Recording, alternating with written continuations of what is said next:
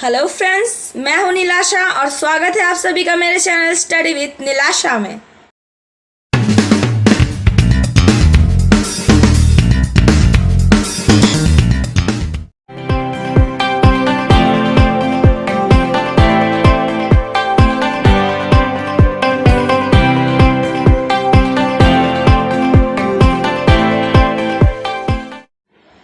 आज हम सभी पढ़ने जा रहे हैं एनसीईआरटी की कक्षा 6 की हिंदी की पुस्तक वसंत का पाठ 2 बचपन, जो कृष्णा सोपती जी द्वारा रचित है।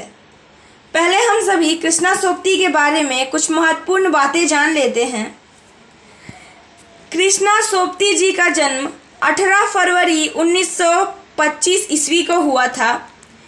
ये हिंदी की आख्यायिका यानी फिक्शन की लेखिका थी। ये अपनी बेलाग कथात्मक अभिव्यक्ति और औष्ठवपूर्ण रचनात्मकता के लिए जानी जाती थी। उन्होंने हिंदी की कथा भाषा को विलक्षण ताजगी दी है। उन्हें 1980 ईस्वी में साहित्य अकादमी पुरस्कार से भी सम्मानित किया गया था। उनकी मृत्यु 24 जनवरी 2019 को हुई थी।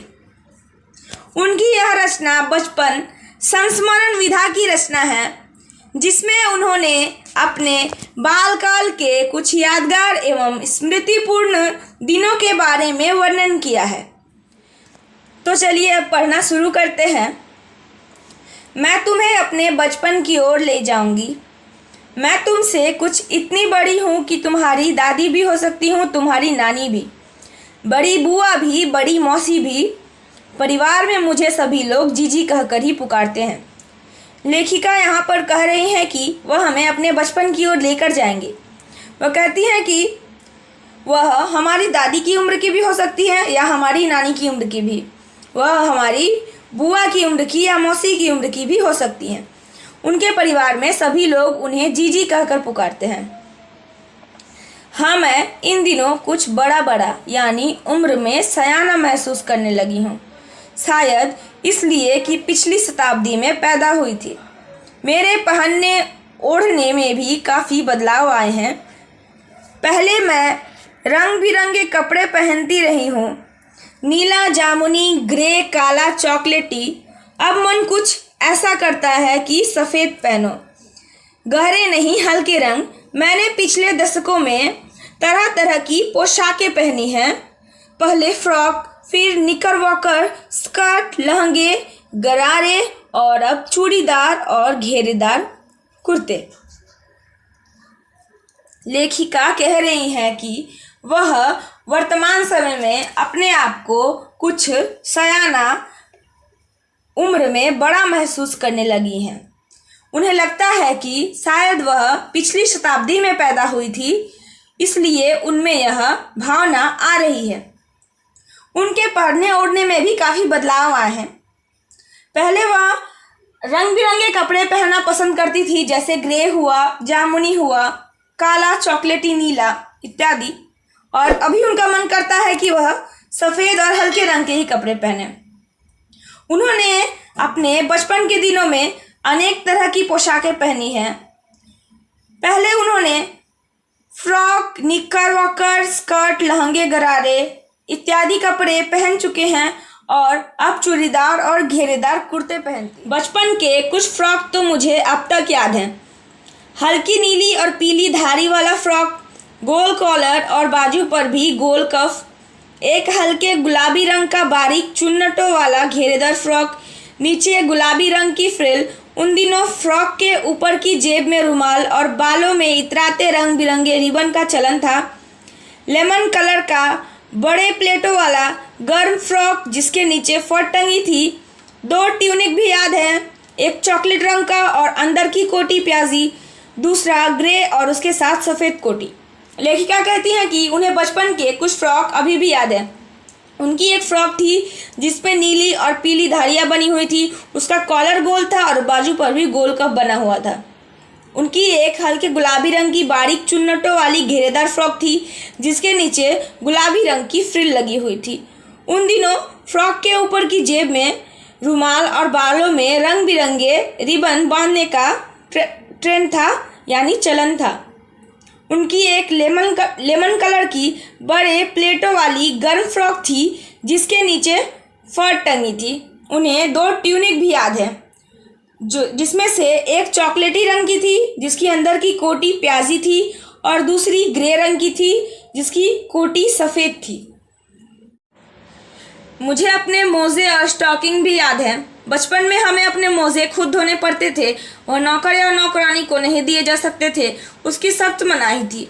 हम बच्चे इतवार की सुबह इसी में लगा थे। धो लेने के बाद अपने अपने जूते पॉलिश करके चमकाते। जब जूते कपड़े या ब्रश से रगड़ते तो पॉलिश की चमक उभरने लगती। सरवर, मुझे आज भी बूट पॉलिश करना अच्छा लगता है। हालांकि अब नई नई किस्म के शू आ चुके हैं। कहना होगा कि यह पहले से कहीं ज़्यादा आरामदेह हैं। हमें जब जूते मिलते उसके साथ ही छालों का इलाज शुरू हो जाता। जब कभी लंबी सैर पर निकलते अपने पास रुई जरूर रखते। जूता लगा तो रुई मोजे के अंदर। हाँ, तुम्हारे हमारे बचपन में तो बहुत फ़र्क हो चुका है। लेखिका कहती हैं कि उन्हें अपने बचपन के मोजे और स्टॉकिंग्स भी याद है। उनके समय में उन्हें अपने मोजे खुद धोने पड़ते थे। वह नौकर और नौकरानियों से नहीं धुलाए जा सकते थे, इनकी उन्हें सख्त मनाही थी। बच्चे इतवार की सुबह अपने मोजे और जूते धोने और साफ करने में ही लगाते। वह अपने जूतों को पॉलिश कर कर चमकाते थे। जूते पे जब कपड़े या ब्रश से रगड़ते तो उनकी पॉलिश उभरने लगती। लेखिका कहती हैं कि उन्हें आज भी बूट पॉलिश करना अच्छा लगता है। हालांकि वर्तमान समय में नए नए किस्म के शू निकल चुके हैं जो पहले से ज़्यादा आरामदायक हैं। लेखिका के समय में जब उन्हें जूते मिलते थे तो जूतों को पहनने के साथ ही उनके पैरों में छाले उठ जाते थे। लेखिका कहती हैं कि जब वे लोग किसी लंबी सैर पर निकलते थे तो अपने साथ रुई जरूर रखते थे। जब भी उन्हें पैरों में जूता लगता तो वह रुई को मोजे के अंदर रख देते थे। लेखिका कहती हैं कि हमारे और उनके बचपन में बहुत फ़र्क हो चुका है। वह यहाँ पे ऐसा इसलिए कहती हैं कि उनके समय में जूते भी अलग प्रकार के थे और उनके समय में बच्चे अपने जूते या अपने मोजे स्वयं साफ करते थे। हर शनिचर को हमें ऑलिव ऑयल या कैस्टर ऑयल पीना पड़ता। यह एक मुश्किल काम था। शनिचर को सुबह से ही नाक में इसकी गंध आने लगती। छोटे शीशे के गिलास जिन पर ठीक खुराक के लिए निशान पड़े रहते, उन्हें देखते ही मितली होने लगती। मुझे आज भी लगता है कि अगर हम ना भी पीते वह शनिचरी दवा तो कुछ ज़्यादा बिगड़ने वाला नहीं था, सेहत ठीक ही रहती। तुम्हें बताऊंगी कि हमारे समय और तुम्हारे समय में कितनी दूरियां आ चुकी हैं, यहाँ तक कि बचपन की दिलचस्पियाँ भी बदल गई हैं। लेखिका कहती हैं कि उनके समय में उन्हें शनिचर यानी शनिवार को ऑलिव ऑयल या कैस्टर ऑयल पीना पड़ता। उनके लिए यह एक बहुत ही मुश्किल काम था। सुबह से ही, शनिचर की सुबह से ही उनके नाक में ऑलिव ऑयल की दुर्गंध आने लगती। ऑलिव ऑयल का जो ग्लास था वह छोटे शीशे का था और उस पर खुराक के लिए निशान पड़े रहते थे। वो ग्लास देखकर ही लेखिका को मितली आने लगती थी, यानी उनका मन मचलने लगता था। लेखिका कहती हैं कि उन्हें आज भी लगता है कि अगर वह उस शनिचरी दवा को ना पीते तो भी कुछ बिगड़ने वाला नहीं था, उनकी सेहत ठीक ही रहती। लेखिका कहती हैं कि वह हमें बतलाएंगी कि उनके और हमारे समय में कितनी दूरियां आ चुकी हैं और बचपन की दिलचस्पियां भी बदल गई हैं। याद रहे उन दिनों कुछ घरों में ग्रामोफोन थे, रेडियो और टेलीविज़न नहीं थे। हमारे बचपन की कुल्फ़ी आइसक्रीम हो गई है, कचौड़ी समोसा पैटीज़ में बदल गया है, सहतूत और फालसे और खसखस के शरबत कोक पेप्सी में। उन दिनों कोक नहीं, लेमनेड विमटो मिलती थी। शिमला और नई दिल्ली में बड़े हुए बच्चों को वेंगर्स और डेविको रेस्तरां की चॉकलेट और पेस्ट्रियाँ मज़ा देने वाली होती। हम भाई बहनों की ड्यूटी लगती शिमला मॉल से ब्राउन ब्रेड लाने की। लेखिका कहती हैं कि उन दिनों घरों में ग्रामोफोन हुआ करते थे, रेडियो और टेलीविज़न नहीं था,